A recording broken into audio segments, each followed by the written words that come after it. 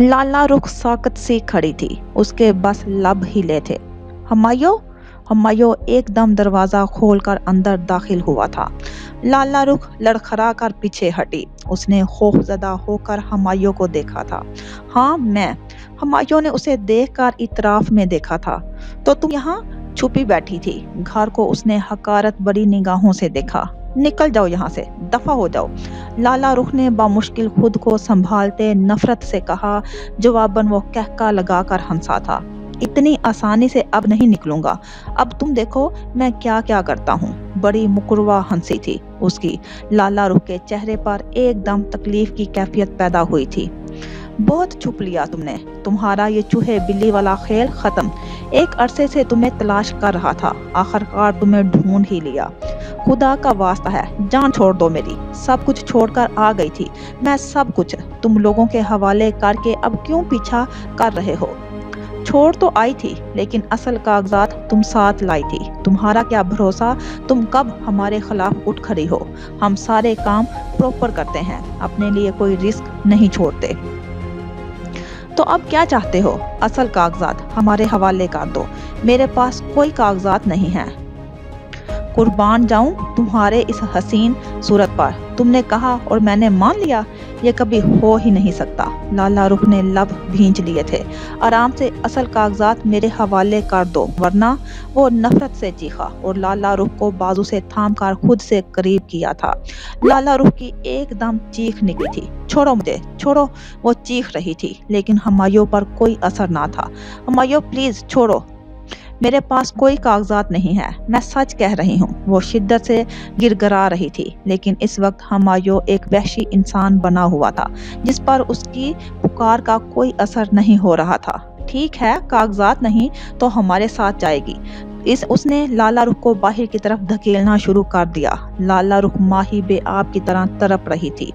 चंद साला ईसा माँ की चीखों पुकार सुनकर उठ गया था। वो भागकर बाहर आया, लेकिन माँ और एक अजनबी मर्द को देखकर वो वहीं सहम कर खड़ा हो गया था। हमायो उसे लेकर बाहर दरवाजे की तरफ बढ़ा था, लेकिन लाला रुख ने बचाव की कोई सूरत ना पाकर हमायो के हाथों पर दांत गाड़ दिए थे। जैसे ही हमायो की गिरफ्त ढीली पड़ी, वो भागी और नन्हे ईसा को कमरे में धकेल कर उसने दरवाजा बंद करके कुंडी लगाई थी। दरवाजे के साथ लगी वो थर थर कांप रही थी। नन्हा ईसा हैरत से उसे देख रहा था। बाहर मौजूद हमायो जोर जोर से दरवाजे को ठोकरें मारते मगलजात भी पक रहा था। और फिर बाहर कुछ शोर सुनाई दिया। शायद अफशा आ गई थी। हमायो उसे धमकियां देता भाग गया था। लाला रुख ने गुमसुम खड़े सहमे से बेटे को एकदम खींच कर सीने से चिमटा लिया था। कुछ देर बाद घर में अफशा और दीगर लोगों के बोलने की आवाजें गूंजने लगी और फिर दरवाजे पर दस्तक हुई। लाला रुख, दरवाजा खोलो। मैं हूँ अफशा, प्लीज दरवाजा खोलो। लाला रुख के वजूद में गोया जिंदगी की लहर सी दौड़ गई। उसने ईसा को खुद से जुदा करते दरवाजा खोला। अफशा, खाला भी और ज़िया परेशान खड़े थे। लाला रुख बेइख्तियार रोते हुए अफशा के गले लग गई थी। वो आया था अफशा, वो मुझे जबरदस्ती साथ ले जाना चाहता था। उसने मुझे ढूंढ लिया। वो अब हमें नहीं छोड़ेगा। हमायो आ गया अफशा। वो अजहद खौफजदा होने के साथ शिद्दत से रो रही थी। सभी ने उसे पुरसुकून होने दिया। फिर खाला भी ने पानी लाकर पिलाया था। जब हम घर में दाखिल हुए तो वो दरवाजे को पीट रहा था। हमें अंदाजा नहीं था कि वो हमायो होगा। वो तो धमकियां देता निकल गया। हमें देखकर खाला भी हैरत से बता रही थी। ये तो बहुत बुरा हुआ, बहुत बुरा। वो अब पीछा नहीं छोड़ेगा। अफशा भी परेशान हो गई थी। ऐसे क्रिमिनल शख्स का बस एक ही हल है, पुलिस में रिपोर्ट करा देते हैं। एक शख्स के खौफ में भला हम कब तक पाबंद रहकर जी सकते हैं? ज़िया ने कहा तो अफशा ने उसे देखा था। कोई फायदा नहीं होगा। एक बार बाबा ने भी मेरे बाप के खिलाफ रिपोर्ट लिखवाई थी। जवाबन मेरे बाप ने इन पुलिस वालों को ही खरीद कर रिपोर्ट गायब करा दी थी। हमायो तो फिर मेरे बाप से भी 2 हाथ आगे है। कोई हल तो निकालना होगा। ऐसे भला कब तक एक खौफ के आलम में जिंदगी गुजारी जा सकती है? मैं सिकंदर से राब्ता करता हूँ, वो आता है तो देखते हैं क्या करना है, ज़िया ने कहा, जबकि लाला रुख इसी तरह गुमसुम बैठी रही थी। ईसा माँ को रोते देखकर खुद भी रोने लग गया था, जिसे ज़िया ने उठा लिया था। ہمارا عیسیٰ تو بہت ہی بہادر بچہ ہے اور بہادر بچے نہیں روتے۔ وہ پچکارتے ہوئے عیسیٰ کو لے کر باہر نکل گیا تھا، جبکہ پیچھے روتی سسکتی لالا روح کو افشاں نے گلے لگا کر دلاسا دینے کی کوشش کی تھی۔ نفرت محسوس ہو رہی ہے مجھے تم سے۔ ولید کے الفاظ پر انا ایک دم اپنی جگہ جم سی گئی تھی۔ ولید نے اس کے منہ سے اپنا ہاتھ ہٹا لیا تھا۔ تم جو کچھ کر چکی ہو اور جو کچھ کر رہی ہو، سب سوچ کر دل چاہ رہا ہے کہ تمہیں ایک سیکنڈ میں شوٹ کر دوں۔ وہ گرایا تھا۔ وہ انا کی طرف عجیب سرد انداز میں دیکھ رہا تھا۔ بتاؤ کیوں کیا تم نے ایسا؟ بتاؤ۔ وہ انا کے کندھے پر ہاتھ رکھ کر چیخا، جبکہ انا از حد خوفزدہ ہو چکی تھی۔ اس نے ولید کو کبھی اس روپ میں نہیں دیکھا تھا۔ ولید کا مہربان، ہمدرد اور دوستانہ رویہ ہمیشہ اس کے سامنے رہا تھا۔ اس وقت وہ ولید کی بجائے کوئی اور ہی شخص لگ رہا تھا۔ لیکن تم کیا بتاؤ گی؟ تمہاری شکی فطرت نے تمہیں کہیں کا نہ چھوڑا۔ جی چاہ رہا ہے کہ تمہیں تہس نہس کرنے میں ایک سیکنڈ نہ لگاؤں۔ وہ بول ہی نہیں پھنکار رہا تھا۔ انا نے سختی سے آنکھیں میچ لی۔ ولید نے اسے دیکھا، کچھ کہنا چاہا تھا۔ اس کے لرزتے وجود اور بند آنکھوں کو دیکھ کر نفی میں سر ہلاتے اس نے بہت نفرت سے انا کو دیکھا تھا۔ اس نے لب کھولے اور پھر بھینچ کر انا کو دیوار کی طرف دھکیلتے تیزی سے کمرے سے نکل گیا تھا۔ انا نے ایک دم آنکھیں کھول کر سکتے کی کیفیت میں ولید کو جاتے دیکھا تھا۔ ولید کمرے سے نکلا تو وہ بھی گھٹنوں کے بل زمین پر گر کر سسک اٹھی تھی۔ ضیاء نے سکندر کو بلایا اور سکندر چلا آیا تھا۔ ساری صورتحال سن کر وہ بھی پریشان ہوا، تاہم لالا روح کی طرح اس نے حوصلہ نہیں ہارا تھا۔ لالا روح نے جتنا بھاگنا تھا بھاگ لیا۔ وہ شخص اب جو بھی کرے گا میں دیکھ لوں گا۔ جو زمین جائیداد لالا روح کی ہے وہ اسی کی رہے گی۔ وہ کسی کے حوالے نہیں کرے گی۔ یہ میری بیوی ہے، اس کی حفاظت اب میری ذمہ داری ہے۔ سکندر کا انداز حتمی تھا۔ تو پھر میرا مشورہ مانو، پولیس کو رپورٹ لکھوا دو۔ ایسے لوگوں کا بس یہی حال ہے۔ ہماری کچھ دن بعد کی فلائٹ ہے، ہم چلے جائیں گے اور پھر ہمارے بعد تم دونوں کیسے تنہا ان لوگوں سے نپٹو گے؟ ضیاء نے مشورہ دیا تھا۔ ہاں میں نے بھی یہی سوچا ہے، لیکن میں نے پہلے ایک بار ہمایوں سے ضرور ملوں گا۔ سکندر کا انداز اٹل تھا۔ نہیں، آپ کسی سے نہیں ملیں گے۔ آپ کو نہیں علم وہ شخص کتنا گھٹیا ہے۔ دولت کے لالچ میں وہ کس حد تک جا سکتا ہے، کوئی نہیں جان سکتا۔ لالا روح ایک دم انکاری ہوئی تھی۔ سکندر نے خاموشی سے لالا روح کو دیکھا تھا۔ میں نے سوچ لیا ہے، اس کے حوالے سارے کاغذات کر دوں گی۔ تم ایسا نہیں کرو گی، اس جائیداد پر تمہارا حق ہے۔ وہ شخص کاغذات لے کر بھی خاموش نہیں بیٹھے گا۔ وہ اگر تم تک پہنچا ہے تو کچھ سوچ کر ہی آیا ہوگا۔ وہ اتنی آسانی سے نہیں ٹلنے والا۔ سکندر نے آرام و سکون سے لالا روح کو سمجھانا چاہا تھا۔ تم دونوں میرا مشورہ مانو گے؟ کب کی خاموش بیٹھی افشاں نے کہا۔ سبھی نے اسے دیکھا۔ تم لوگوں کا گھر تقریباً مکمل ہو چکا ہے، ہر چیز ریڈی ہے۔ تم لوگ ایسا کرو، وہاں شفٹ ہو جاؤ، کچھ دن گزرنے دو۔ اگر ہمایوں نے پھر ادھر کا رخ کیا یا پیچھا کیا تو پھر پولیس کی مدد لی جا سکتی ہے۔ افشاں بیٹی ٹھیک کہہ رہی ہے، ہمایوں کو نئے گھر کا علم نہیں ہوگا، تم لوگ سہولت سے وہاں رہ سکتے ہو۔ خالہ بی نے مشورہ دیا تھا۔ سکندر اور لالا روح نے سنجیدگی سے سوچنا شروع کر دیا تھا۔ ابھی اس گھر میں فرنیچر، کروکری، بہت ساری چیزوں کی کمی تھی، لیکن اگلے دن وہ لوگ بہت خاموشی سے وہاں شفٹ ہو گئے تھے۔ ضیاء اور افشاں واپسی کی تیاریاں کر رہے تھے۔ کچھ دن بعد ان کی فلائٹ تھی۔ نئے گھر میں آئے ان کو 2 دن ہو گئے تھے۔ بظاہر سب ٹھیک تھا، لیکن نہ جانے کیوں لالا روح کے دل میں عجیب سا خوف بیٹھ گیا تھا۔ سکندر آج کل اسی شہر میں تھا۔ اس نے کچھ ماہ کا کاروبار الگ کر لیا تھا۔ اب وہ خود ہی ایک شہر سے دوسرے شہر مال ڈلیور کرنے جاتا تھا۔ حسب معمول وہ اس صبح گھر سے نکلا کیونکہ آج اسے دوسرے شہر جانا تھا۔ وہ لالا روح کو اچھی طرح سمجھا بجھا کر نکلا تھا۔ لالا روح اگر نئے گھر میں خوف محسوس کرے تو وہ بچوں کو لے کر خالہ بی کے ہاں چلی جائے۔ سکندر کو اگلے دن واپس آنا تھا۔ لالا روح سارا دن گھر کے کاموں میں مصروف رہی تھی۔ دوپہر ڈھلی تو اس کے گھر کے دروازے پر دستک ہوئی۔ وہ یہی سمجھی کہ افشاں یا ضیاء میں سے کوئی ہوگا۔ یہ سوچ کر اس نے دروازہ کھولا، لیکن وہاں اجنبی شخص کو دیکھ کر چونک گئی۔ یہ آپ کے لیے خط ہے۔ اجنبی نے ایک بند لفافہ اسے تھما کر چلا گیا۔ لالا روح لفافہ پکڑے اندر آ گئی تھی۔ اس نے لفافہ چاک کیا اور اندر جو تحریر درج تھی وہ پڑھ کر لالا روح ایک دم ساکت رہ گئی۔ تمہارا شوہر ہمارے پاس ہے۔ اگر اس کی زندگی چاہتی ہو تو چپ چاپ بغیر پولیس کو اطلاع کیے اس خط کے آخر میں درج پتے پر پہنچ جاؤ، ورنہ رات تک تمہیں اپنے شوہر کی لاش ملے گی۔ اور ہاں، تمام کاروبار اور جائیداد کے اصل کاغذات لانا مت بھولنا، ورنہ تمہارے شوہر بے قصور مارا جائے گا۔ ہمایوں۔ لالا رخ نے کئی بار خط الٹ پلٹ کر دیکھا۔ خط کے پچھلی طرف ایک ایڈریس لکھا ہوا تھا جو اسی شہر کا تھا۔ سکندر کو ہمایوں کی قید میں سوچ کر ہی لالا رخ کی جان نکلنے لگی۔ اس نے جلدی جلدی بچوں کو ساتھ لیا اور خالہ بی کی طرف آ گئی۔ افشاں اور ضیاء گھر پر نہ تھے۔ اس نے خالہ کو مختصر سب بتایا۔ خالہ بھی تنہا اکیلی عورت بھلا کیا کر سکتی تھی، اسے کوئی مشورہ بھی نہ دے سکی۔ اس نے بچوں کو خالہ بی کے حوالے کیا اور خود تمام کاغذات لے کر گھر سے نکل آئی تھی۔ رابعہ اس کے ساتھ تھی۔ بخار میں پھنکتی رابعہ کو وہ گھر میں نہیں چھوڑ پائی تھی۔ مصطفیٰ کو ماں جی نے جب بتایا تو ان کی اپنی حالت بڑی عجیب سی ہو رہی تھی۔ ساری صورتحال جان کر مصطفیٰ کا دماغ ایک دم بھگ سے اڑ گیا تھا۔ ایاز کلینک آ کر شہوار کو لے گیا تھا۔ یہ خبر ایسی تھی کہ مصطفیٰ کو لگ رہا تھا جیسے کسی نے اس کے وجود کے ساتھ بم باندھ کر اس کے وجود کے پرخچے اڑا دیے ہوں۔ ماں جی کا برا حال تھا، لیکن لائبہ کے سامنے وہ بمشکل خود پر کنٹرول کر رہی تھی۔ لائبہ سو رہی تھی۔ انہوں نے فوراً مصطفیٰ اور شاہزیب صاحب کو کال کی اور پھر کچھ دیر بعد سبھی وہاں پہنچ گئے تھے۔ مصطفیٰ ساری صورتحال جاننے کے بعد گارڈ کی طرف بڑھا تھا۔ گارڈ نے بتایا کہ 3 آدمی تھے، ایک کار میں آئے تھے، ایک نے اس پر گن تان لی اور باقی 2 عمارت کی طرف بڑھے تھے۔ تم نے گاڑی دیکھی تھی؟ مصطفیٰ بہت ضبط سے گارڈ سے بات کر رہا تھا۔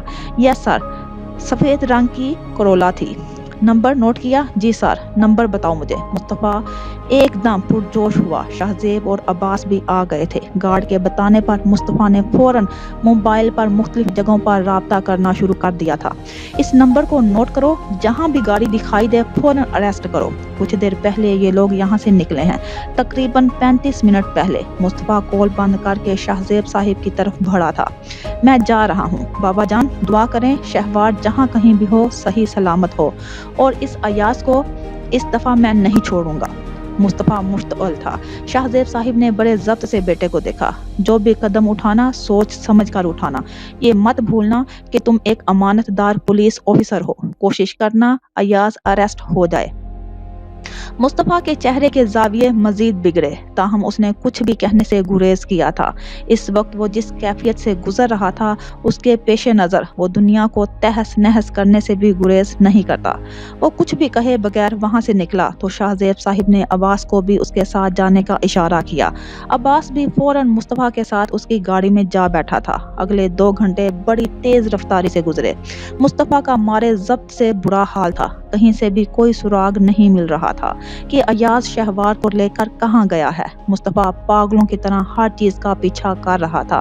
عباس لمحہ بہ لمحہ مصطفیٰ کی ڈھارس بندھا رہا تھا۔ ٹیک اٹ ایزی یار، سب ٹھیک ہو جائے گا، پتہ چل جاتا ہے شہوار کا، تم بس کول ڈاؤن دو۔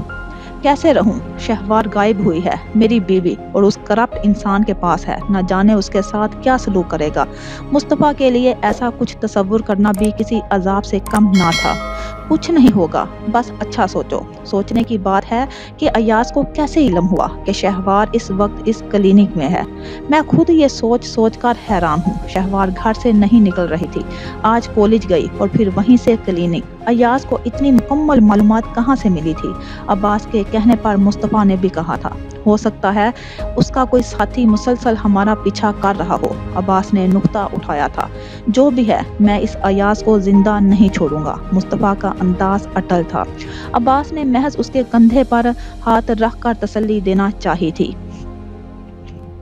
شہوار میرے پاس ہے، میں نے کلینک میں سے اسے اٹھا لیا ہے، رستے میں وہ بے ہوش ہو گئی ہے، ہوش میں آتی ہے تو دیکھو میں اس کا کیا حشر کرتا ہوں۔ ایاز نے دریا کو کال کی تھی اور کامیاب ہو جانے کی اطلاع دی۔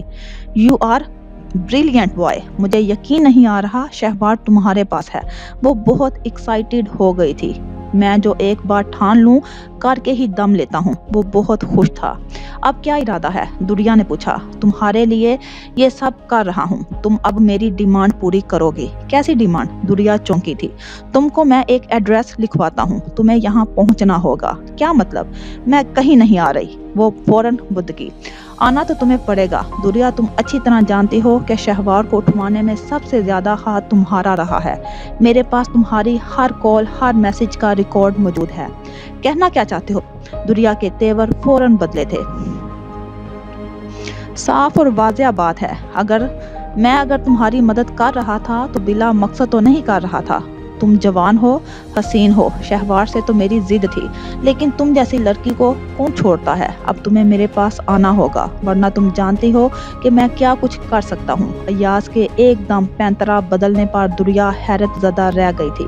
میں نہیں آ سکتی، میں جیسی بھی ہوں لیکن کوئی گھٹیا قسم کی لڑکی نہیں ہوں۔ میں یہ سب مصطفیٰ کے لیے کر رہی تھی۔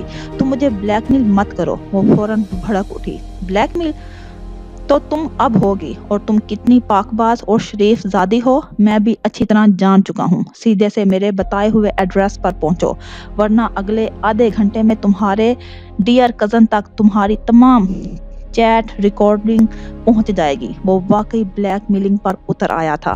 پلیز ایاز، تم ایسا کچھ نہیں کرو گے تو پھر تمہیں جیسا میں کہہ رہا ہوں وہی کرنا پڑے گا۔ دریا کے چہرے کے زاویے ایک دم بدلے تھے۔ وہ بالکل گمسم اور خاموش رہ گئی۔ ایڈریس سینڈ کر رہا ہوں۔ میں جانتا ہوں تمہارے پاس انکار کی کوئی گنجائش نہیں۔ اگلے آدھے گھنٹے میں تم یہاں نہیں پہنچی تو تمام ریکارڈنگ مصطفیٰ کے پاس ہوگی۔ اور ہاں، زیادہ چالاکی دکھانے کی کوشش مت کرنا۔ تم مجھے جانتی نہیں ہو، شہوار تو مرے گی ہی، لیکن اس کا قتل تم پر ہوگا۔ وہ کہہ کر کال بند کر چکا تھا۔ دریا اپنی جگہ ساکت سی رہ گئی تھی۔ وہ جو کچھ دیر پہلے بہت خوش تھی، اس وقت اسے لگ رہا تھا کہ جیسے وہ کسی گہری دلدل میں جا گری ہو۔ کچھ دیر بعد اس کے موبائل کی میسج ٹون بجی تھی۔ اس نے دیکھا ایاز کا میسج تھا۔ اس نے ایڈریس سینڈ کیا تھا۔ دریا کے اندر شدید اضطراب کی کیفیت پیدا ہوئی تھی۔ اس نے ایاز کا نمبر ملایا، لیکن وہ بند ملا۔ وہ مزید پریشان ہو گئی۔ اس کے سوچنے سمجھنے کی تمام صلاحیتیں بالکل ختم ہو چکی تھی۔ وہ بار بار ایاز کا نمبر ملا رہی تھی، لیکن اس کا نمبر مسلسل بند جا رہا تھا۔ وہ شدید پریشانی میں کمرے میں ٹہلنے لگی۔ اب اسے اندازہ ہو رہا تھا کہ وہ کیا کر چکی ہے۔ اس نے موبائل پر موجود ایڈریس دیکھا، اور پھر ایاز نے کہا تھا کہ اگر وہ آدھے گھنٹے میں وہاں نہ پہنچی تو وہ مصطفیٰ تک تمام ریکارڈنگ پہنچا دے گا۔ یہ سوچ کر دریا کا رنگ ایک دم بدلا تھا۔ جو گھڑا دوسروں کے لیے کھود رہی تھی، اب اسی گھڑے میں خود گر چکی تھی۔ وہ ایاز کو ڈبل کراس کرنا چاہتی تھی، لیکن ایاز اسے ڈبل کراس کر گیا تھا۔ اس نے جلدی سے الماری سے اپنا بیگ نکالا۔ اس وقت اپنے حلیے کی پرواہ نہ تھی، اور فوراً باہر نکلی۔ باہر پورچ میں کوئی گاڑی دکھائی نہ دی تو اس نے چیخ کر چوکیدار کو بلایا تھا۔ ساری گاڑیاں کدھر ہیں؟ صاحب لوگ لے جا چکے ہیں، چوکیدار نے مؤدب انداز میں بتایا۔ دریا نے خوفزدہ ہو کر اپنا موبائل دیکھا۔ 15 منٹ گزر چکے تھے۔ اچھا، گیٹ کھولو، مجھے باہر جانا ہے۔ خیریت ہے بی بی؟ آپ ٹھہر جائیں، میں مالی کو بھیجتا ہوں، وہ کوئی سواری لاتا ہے۔ نہیں، میں چلی جاؤں گی، تم گیٹ کھولو، وہ کافی بدتمیزی سے بولی تھی، جس پر چوکیدار نے خاموشی سے گیٹ کھول دیا تھا۔ یہاں سے پی سی او آفس کتنی دور ہے؟ چوکیدار نے تعجب سے اسے اور پھر اس کے ہاتھ میں موجود ایک بڑے سے ٹچ سسٹم والے موبائل کو دیکھا تھا۔ یہاں سے باہر صرف جو سڑک نکلتی ہے وہی اسی روڈ پر یوٹیلیٹی سٹور ہے، اس کے ساتھ پی سی او اور بی بی صاحبہ۔ دریا یہ محض سر ہلا کر تیزی سے باہر نکل گئی۔ چوکیدار نے پریشانی سے اسے جاتے دیکھا اور پھر کندھے اچکا کر گیٹ بند کر کے اندر چلا گیا۔ ضیا اور افشاں کسی رشتہ دار سے مل کر لوٹے تو خالہ کہیں جانے کو تیار تھی، ساتھ میں ان کا بیٹا تھا۔ آپ کہاں جا رہی ہیں خالہ؟ میرے جیٹھ جٹھانی اور اس کے بچے سبھی بس حادثے میں مارے گئے ہیں۔ اس محلے کا ایک لڑکا کچھ دیر پہلے اطلاع دینے آیا تھا، اسی جگہ جا رہی ہوں، تم دونوں کا انتظار تھا۔ افشاں نے خبر سن کر دل تھام لیا تھا۔ خالہ بی کے ہی سسرالی واحد رشتہ دار تھے، اور خالہ بی کے شوہر کی وفات کے بعد انہوں نے سب جائیداد پر قبضہ کر کے گھر سے نکال دیا تھا، اور اب قدرت کے کھیل کا لقمہ بن گئے۔ افشاں کا دل کانپ اٹھا تھا۔ ایک اور اطلاع دینی تھی، خالہ بی نے سب بھاؤں سے کہا تو دونوں میاں بیوی نے دھیان دیا۔ لالا روح کے بچے عیسیٰ اور عائشہ کمرے میں سو رہے ہیں۔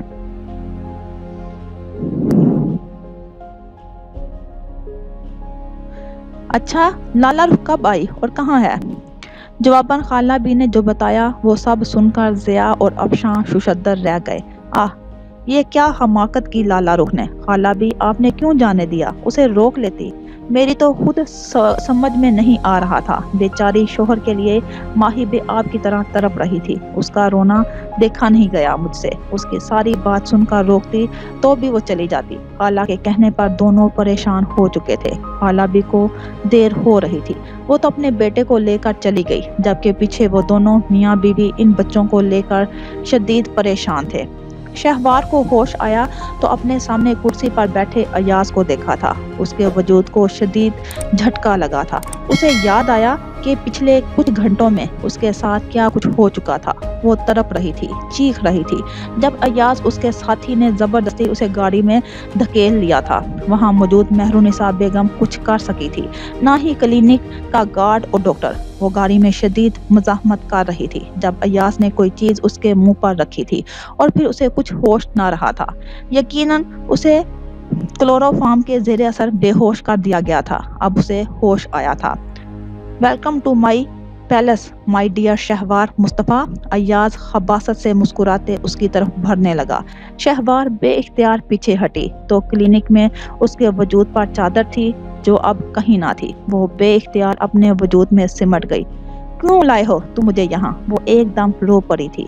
تمہاری طرف بہت سے حساب نکلتے ہیں، سوچا مل بیٹھ کر کلیئر کریں گے، لیکن اس سے پہلے تمہیں کچھ سبق بھی سکھانا ہے۔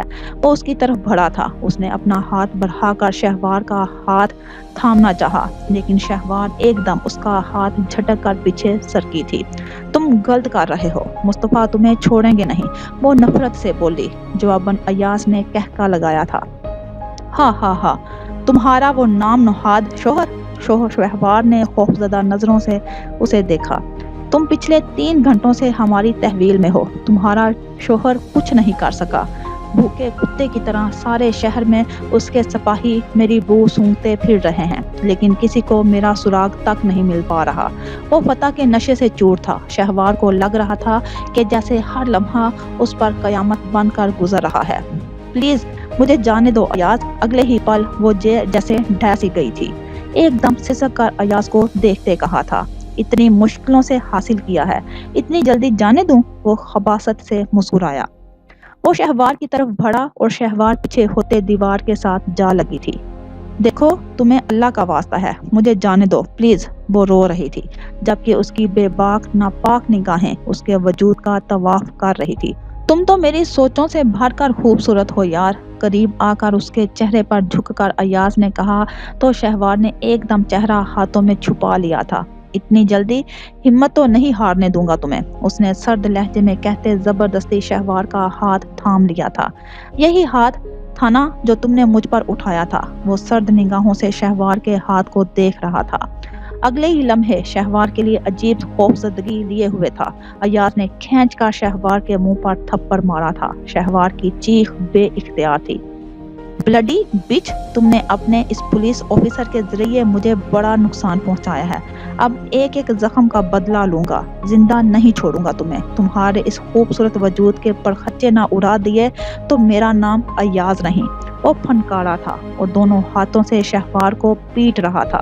شہوار شدید مزاحمت کر رہی تھی، لیکن کمرے کی 4 دیواری میں بچاؤ کا کوئی رستہ نہ تھا۔ پھر ایاز کے پاؤں کی ٹھوکر نہ جانے اس کے وجود پر کس رخ سے لگی تھی اور شہوار کو لگا جیسے اس کے وجود میں کسی نے آگ بھڑکا دی ہو۔ وہ بے اختیار چیخ مار کر منہ کے بل زمین پر گری تھی۔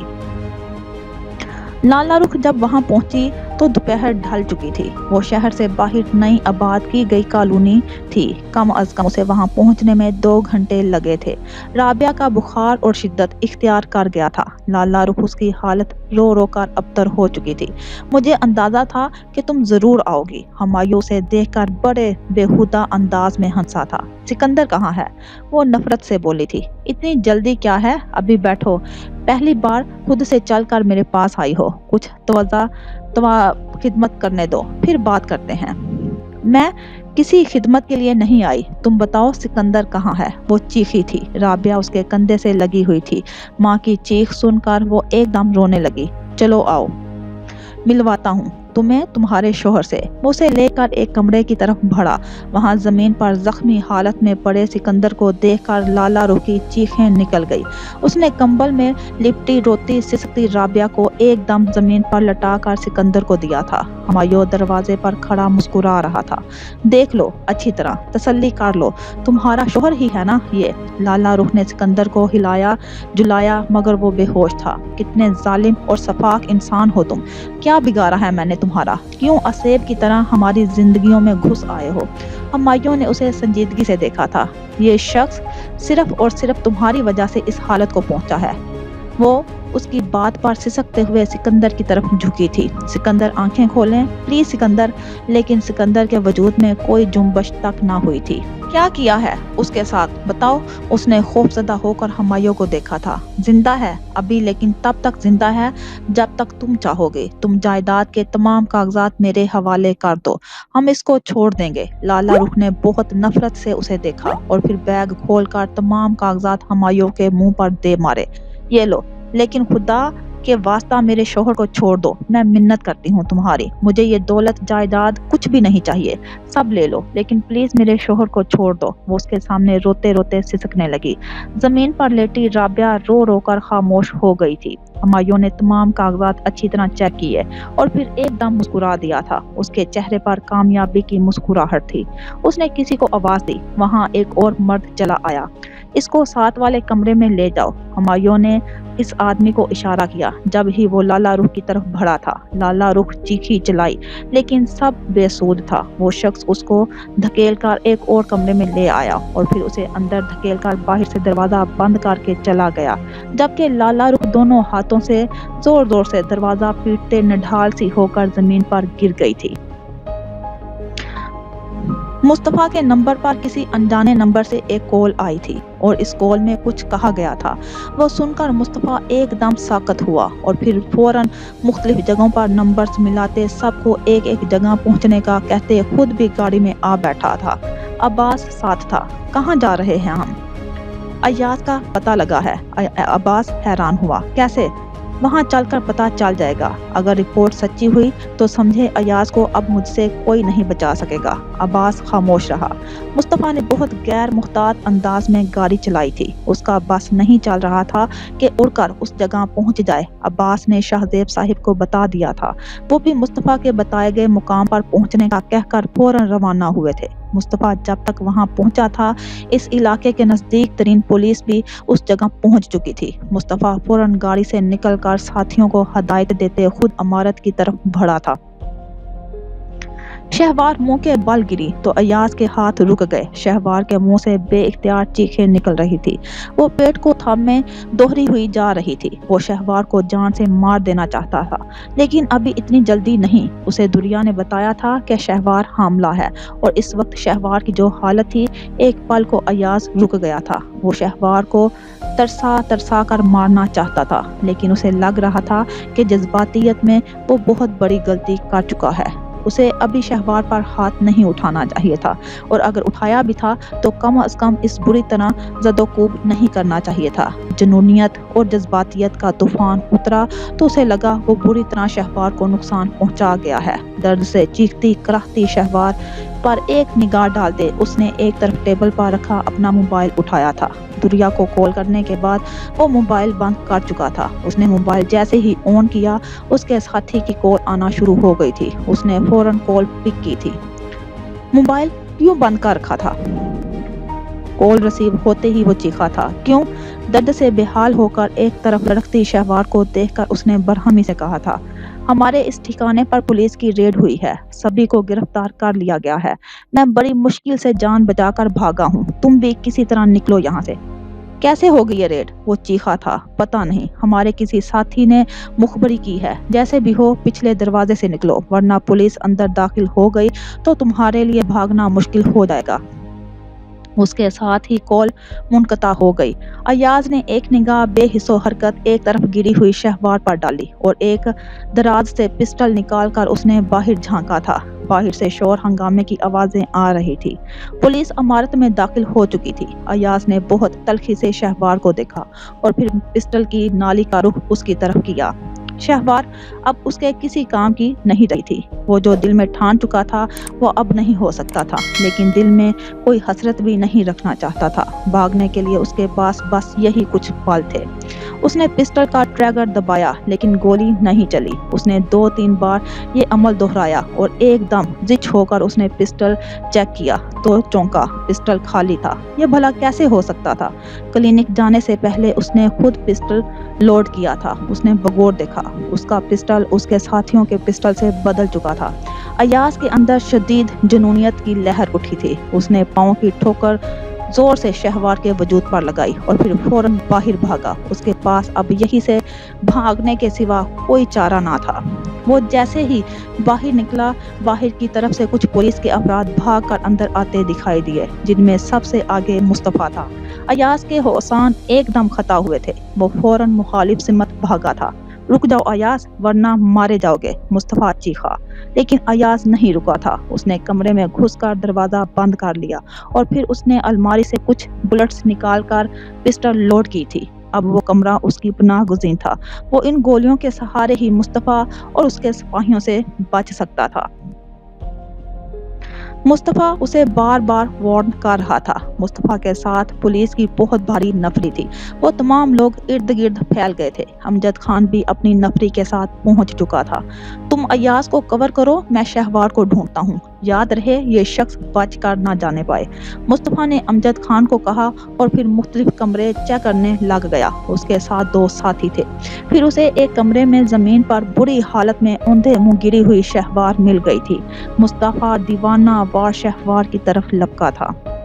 شہوار، شہوار، اس نے سیدھا کیا، لیکن شہوار کی حالت دیکھ کر ایک دم اوسان خطا ہو گئے۔ شہوار کے منہ سے خون بہہ رہا تھا۔ اس کی حالت بہت ہی نازک تھی۔ مصطفیٰ نے بے اختیار اس کی نبض چیک کی تو وہ بہت رک رک کر چل رہی تھی۔ مصطفیٰ کا دل بند ہونے لگا۔ ڈرائیور کو کہو گاڑی ریڈی رکھے، ہری اپ، مصطفیٰ نے چیخ کر کہا۔ اس کا ایک ساتھی باہر بھاگا۔ دوسرے نے فوراً ایک طرف پڑی ہوئی چادر مصطفیٰ کو تھمائی۔ مصطفیٰ نے شہوار پر چادر ڈالی تھی اور فوراً اٹھایا تھا۔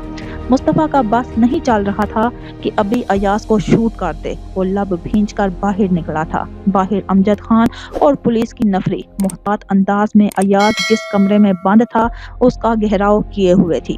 امجد خان، خیال رکھنا ایاز بچ کر نہ جائے۔ امجد خان کے قریب سے گزرتے مصطفیٰ ایک پل کو رکا تھا۔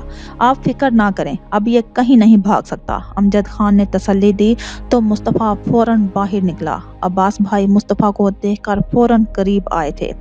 حفظ ما تقدم کے طور پر مصطفیٰ نے ان کو باہر ہی رکنے پر مجبور کر دیا تھا۔ کیا ہوا؟ شہوار ٹھیک تو ہے نا؟ مصطفیٰ نے لب بھینچ رکھے تھے۔ اس نے فوراً شہوار کو گاڑی میں ڈالا تھا۔ ایک طرف عباس بھائی آ بیٹھے تھے۔ ان کو ہاسپٹل پہنچنے میں کچھ وقت لگا تھا۔ عباس رستے میں ہی شاہزیب صاحب کو کال کر چکا تھا۔ وہ بھی ہاسپٹل پہنچ گئے تھے۔ شہوار کی خراب طبیعت تھی۔ ڈاکٹر فوراً اسے ایمرجنسی میں لے گئے تھے۔ مصطفیٰ امجد خان سے رابطہ رکھے ہوئے تھا۔ ایاز ابھی تک کمرے میں بند تھا اور امجد خان اور ساتھیوں پر وقفے وقفے سے فائرنگ کر رہا تھا۔ یہ لوگ بھی جوابی فائرنگ کر رہے تھے۔ ان لوگوں نے بہت خاموشی سے اس جگہ پر ریڈ کیا تھا۔ جو آدمی جہاں تھا اسے وہیں جا لیا۔ نہ جانے ایاز کو کیسے خبر ہو گئی۔ کچھ دیر بعد ڈاکٹر نے آ کر مصطفیٰ کو جو خبر سنائی تھی وہ سن کر مصطفیٰ ایک دم ساکت رہ گیا۔ عباس بھائی اور شاہزیب صاحب نے بے اختیار مصطفیٰ کے کندھوں پر ہاتھ رکھا تھا۔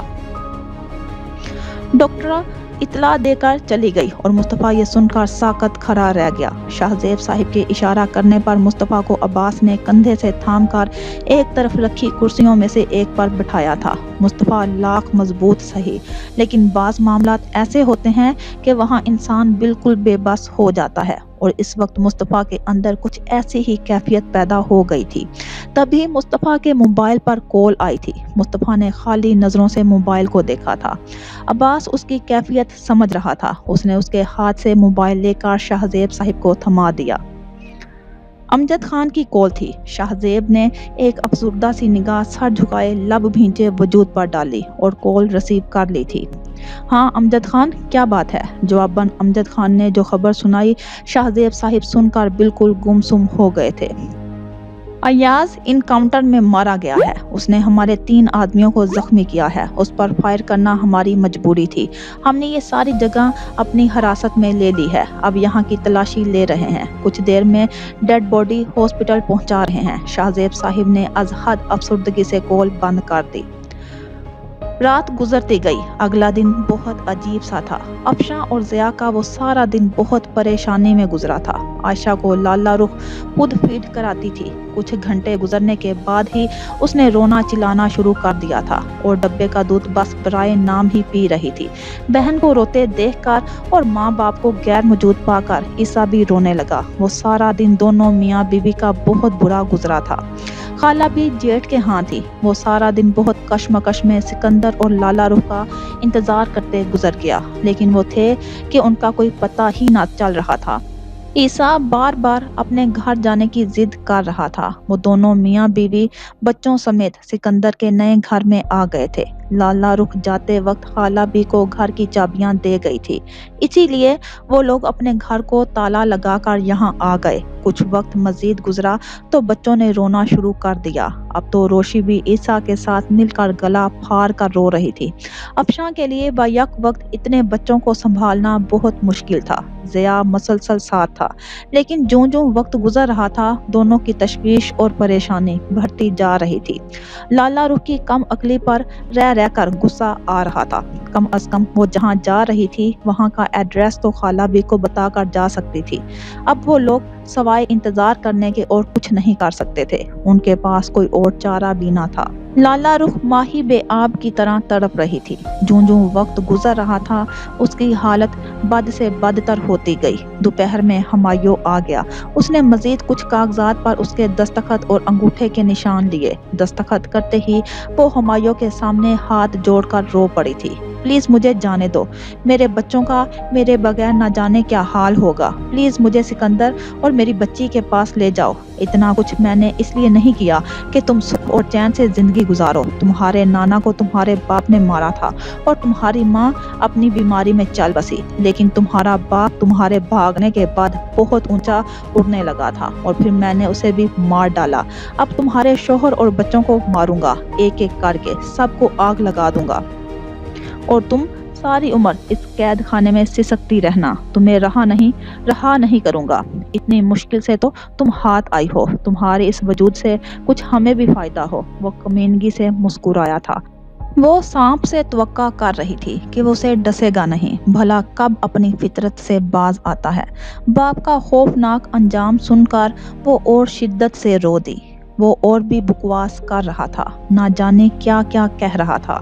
लाला रुख तक तो बस हमायूं के इन अल्फाज पर ही जम सी गई थी। आज रात मेरे बंदे तेरे शोहर और बच्ची को ले जाकर मार डालेंगे और फिर नहर में बहा देंगे और तुम सारी उम्र मेरी कैद में मेरे साथ जिंदगी गुजारना। वो बकवास करके चला गया था और तब से लाला रुख तड़प रही थी।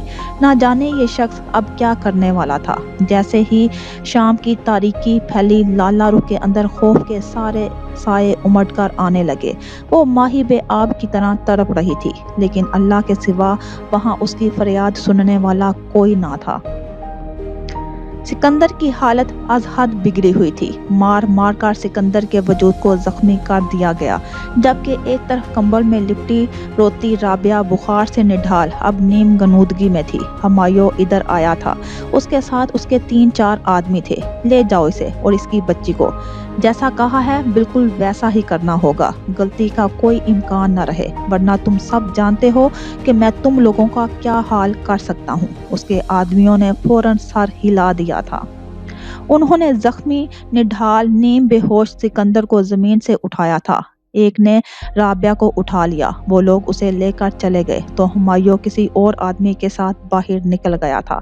पूरे 1 घंटे बाद उसके आदमी वापस आ गए थे। उन्होंने सिकंदर और उसकी बच्ची को मारकर नहर में फेंक दिया था। हमायूं का चेहरा खुशी से चमकने लगा। अब उसका अगला कदम लाला रुख उसके बाकी रह जाने वाले बच्चे थे। उसने लाला रुख को किसी और पुरानी इमारत में मुंतकिल कर दिया, क्योंकि यहाँ पुलिस का खतरा हो सकता था और वो ये सब करने के बाद बहुत मुत्तमिन हो गया था। वलीद बहुत गुस्से से घर से निकला था। बाहर निकलकर उसने एक कॉल मिलाई थी। बाबा ने उसे नया मोबाइल ले दिया था। मुझे तुमसे मिलना है। कॉल पिक होते ही वलीद ने बहुत संजीदगी से कहा था, अरे ज़हे नसीब, वलीद साहिब हमसे मिलने की ख्वाहिश करें। कहाँ मिलना है? जहाँ तुम कहो, मैं आ जाता हूँ, वलीद ने कहा था। दूसरी तरफ एकदम एक्साइटेड होते उसने जगह का नाम बताया था। वलीद ने मोबाइल बंद करके चंद पल सोचा और फिर मेन रोड की तरफ आ निकला। वहाँ से उसने एक रिक्शा लिया और फिर कुछ देर बाद वो मतलूबा जगह पर आ गया था। ये एक क्लब था। हाई सोसाइटी के आज़ाद ख्याल लोगों की एक करीम यहाँ मौजूद थी। शाम का वक्त था। वो एक तरफ बैठकर इंतज़ार करने लगा और 1 घंटे के इंतज़ार के बाद उसे वो आती दिखाई दी थी, काशफा अब्दुल कय्यूम। उसे देखकर वलीद के अंदर शदीद तुगयानी सी बुलंद हो गई। वो सर्द निगाहों से उसे देखता रहा। हाल में दाखिल होते ही उसने इतराफ में देखा था और फिर वलीद को देखकर उसकी आंखें चमकने लगी थी। वो जदीद तराश खराश वाले जर्क बर्क लिबास में मलबूस इस वक्त यहाँ मौजूद तमाम लड़कियों में बहुत नुमाया थी। तकरीबन वहाँ मौजूद हर शख्स पलट पलट कर उसे देख रहा था। वो चलते हुए वलीद के पास आ रुकी थी। हाय वलीद, वलीद ने महज सर हिलाया था। वो कुर्सी खींच कर टिक गई थी। आज तुमने मुझे कॉल की, खुद बुलाया, मुझे लगा जैसे मेरी किस्मत ही जाग उठी है, उसने कहा। वलीद ने बहुत संजीदगी से उसे देखा था। कैसे हो? वो मजीद पूछ रही थी। वलीद ने खा जाने वाली निगाहों से उसे घूरा और फिर अपनी सीट से खड़ा हो गया था। क्या हुआ? काशफा को चंद सेकंड लगे थे वलीद के तेवर समझने में। इससे पहले कि वो वलीद के तेवरों को समझते कुछ कहती, वलीद का हाथ उठा था। उसने खींच कर एक थप्पड़ काशफा के मुंह पर मारा था। काशफा तो हिलकर रह गई थी। वलीद? उसके तो वहमो गुमान में भी न था कि वलीद ऐसी कोई हरकत कर सकता है। वलीद के थप्पड़ की आवाज़ इतनी शदीद थी कि वहाँ मौजूद हर शख्स ने पलटकर इन दोनों को देखा था। तुम इंतहाई घटिया लड़की हो। तुम्हें जुर्रत कैसे हुई अना को वर्गलाने और ज़हनी टॉर्चर करने की? तुम उसे ज़बरदस्ती अपने साथ ले गई, गलत तहरीर लिखवाई और फिर उसे ब्लैकमेल करती रही। How dare you! वो हलक के बल चीखा था। काशफा तो एकदम साकत सी हो गई थी। वो पहली बार वलीद का ऐसा कोई रिएक्शन देख रही थी। मैं चाहूँ तो अभी और इसी वक्त तुम्हें पुलिस के हवाले कर दूं। काशफा के चेहरे पर अजीब सी कैफियत पैदा हुई थी। मैं तुमसे मोहब्बत करती हूँ वलीद, और मैंने ये सब कुछ तुम्हारी मोहब्बत में किया था। Shut up! वलीद ने उसकी बात काट दी। तुम जैसी लड़की क्या जाने मोहब्बत किसे कहते हैं। अपना किरदार देखो और अपना बैकग्राउंड। क्या हो तुम और क्या है तुम्हारी हैसियत, और तुम्हारा वो बाप जो दूसरों के हक छीन कर दौलत जमा करता रहा, जिसने किसी भी जायज़ नाजायज़ की कभी परवाह ना की। मैं तुम्हारी तरफ महज इसलिए बढ़ा था कि मुझे तुम्हारे बाप तक पहुंचना था, और तुमने वो घटिया खेल खेला कि मेरा दिल कर रहा है कि तुम्हें खड़े खड़े शूट कर दूं। वलीद के अंदर शदीद गुबार था जो अब वो धीमी आवाज़ में कह रही थी। उसका लहजा ऐसा था कि लाला रुख बामुश्किल सुन सकी थी। कुछ अल्फाज की समझ आई थी और कुछ की नहीं, और जिनकी समझ आई थी वो ऐसे थे कि उसके बदन से रूह निकाल सकते थे। उन्होंने मार डाला सिकंदर और मेरी राबिया को। वो बिलक बिलक कर रो रही थी। वो तुझे कल तक यहाँ रखेंगे और फिर कहीं और दूसरे शहर ले जाएंगे, उस औरत ने मजीद कहा। तो लाला रूह की गुड़िया एकदम बंद हो गई। प्लीज़ मेरी मदद करो, मुझे यहाँ से निकालो, मेरे बच्चों तक पहुँचा दो, वरना वो मेरे बच्चों को भी मार डालेंगे। वो सिसक सिसक कर रोते इस औरत की मिन्नत कर रही थी। मैं खुद बेबस हूँ बीबी, तेरी मदद कैसे कर सकती हूँ? बस तुझ पर तरस आ रहा है। प्लीज़ तुम मुझे यहाँ से निकाल दो। अब करा लिया गया है। मजीद कुछ नहीं बताया था। शहवार की हालत अब खतरे से बाहर थी। उसे रूम में शिफ्ट कर दिया गया था, ताहम वो अभी तक बेहोश थी। शहवार की हालत देख देख कर मुस्तफ़ा के अंदर शदीद गमो गुस्से के तूफान उठ रहे थे। उसका बस नहीं चल रहा था कि वो सारी दुनिया को तहस नहस कर डाले। वो शाहजेब साहिब को बताकर ऑफिस आ गया था। उसने अमजद खान को बुलाया था। अयाज की डेड बॉडी पोस्टमार्टम के लिए गई हुई थी। जाए वक़ुआ की सारी रिपोर्ट लेकर मुस्तफ़ा ने अमजद खान को चंद हदायत दी थी। मैं एक जगह जा रहा हूँ, तब तक आप ये सारी कार्रवाई मुकम्मल करके वापस आ जाएं। मुस्तफ़ा अमजद खान को कहकर अपनी गाड़ी लेकर निकल आया था। उसने मुख्तलिफ जगह फ़ोन किए और फिर कुछ देर बाद वो एक घर के सामने गाड़ी रोक रहा था। पुराना सा घर घर वालों की माली हैसियत जाहिर कर रहा था, लेकिन मुस्तफ़ा लब भींचे गाड़ी से निकला था। उसने घर के दरवाजे पर दस्तक दी थी और फिर वहां से एक बच्चा निकला था। रात की तारीकी में वो मुस्तफ़ा को पहचान नहीं पाया था। जी कौन? बच्चा पूछ रहा था। तभी अंदर से किसी और खातून की आवाज़ सुनाई दी थी। अमजद कौन है? वो मानूस सी आवाज़ मुस्तफ़ा के कानों में पड़ी तो मुस्तफ़ा की रगें तन गई थी। तभी एक जानना पहचाना सा चेहरा उस लड़के के पीछे दरवाजे के करीब आकर रुका था। कौन है? तुम मुस्तफ़ा? आने वाला वजूद उसे देखकर एकदम साकत हो गया था। अफशां और ज़िया बहुत परेशान थे। रात के 12 बज रहे थे, लेकिन बच्चे थे कि आराम ही नहीं कर रहे थे। अफशां उनको संभाल संभाल कर थक गई थी। ईसा माँ बाप के पास जाने की जिद कर रहा था। ज़िया उसे लेकर बाहर निकलने लगे तो रोशी भी रोने लग गई थी। मैं इनको आइसक्रीम खिलाता हूँ, तुम दरवाज़ा अच्छी तरह बंद करके रहना, मैं कुछ देर में आ जाता हूँ। ज़िया ईसा की बार बार जिद पर दोनों बच्चों को लेकर निकल गया था।